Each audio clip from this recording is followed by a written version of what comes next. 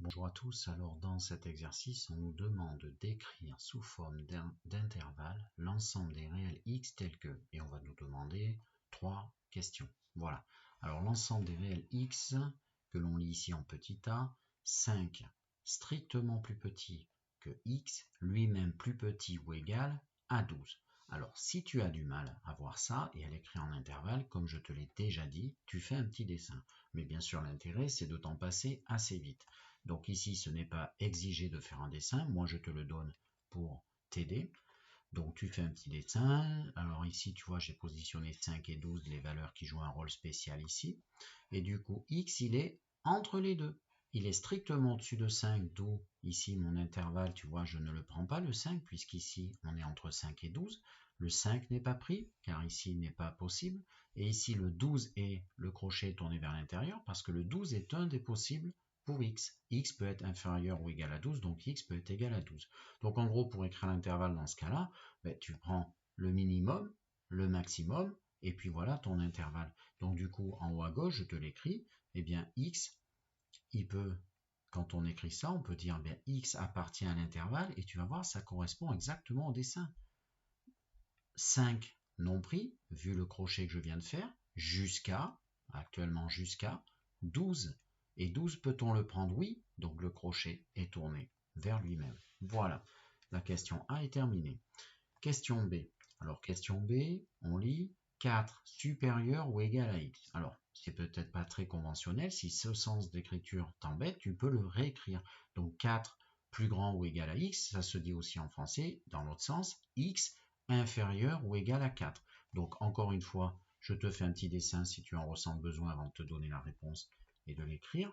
Donc ici, j'ai fait un petit dessin, ce que je te disais à l'instant, on peut l'écrire comme ça. Et donc, ça veut dire quoi? Quand x est inférieur ou égal à 4. Eh bien, déjà, le 4, eh bien, il va être possible. Donc, si on est inférieur ou égal à 4, si tu regardes bien, c'est qu'on est avant.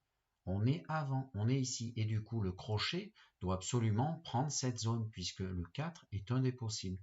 Et donc, voilà l'intervalle en question.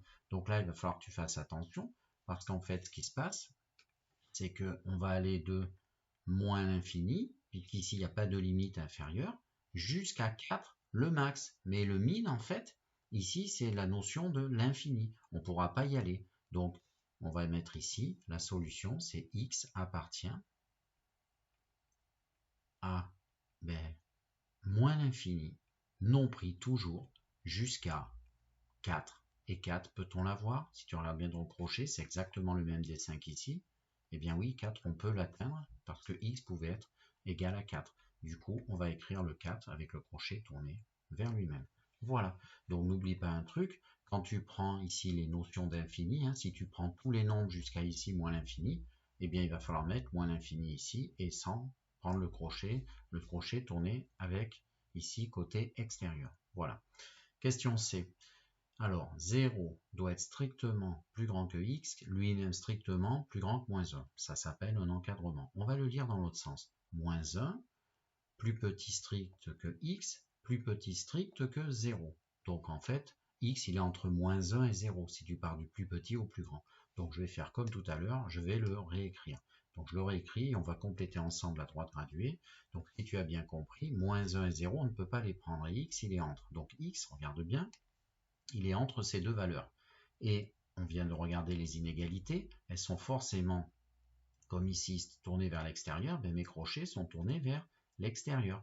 Et du coup, en fait, je suis en train finalement de représenter mon intervalle. Il est là, et du coup, quand tu vas passer à la phase écrite, c'est-à-dire la formulation de ton intervalle, eh bien, ça va s'écrire x doit appartenir, ça revient au même que x appartient à l'intervalle moins 1 non pris. Tu regardes bien, le crochet il est exactement comme celui que je viens de dessiner, jusqu'à 0.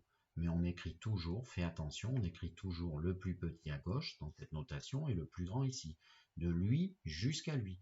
Donc c'est pour ça que tout à l'heure, ça allait de moins l'infini jusqu'à 4. Voilà,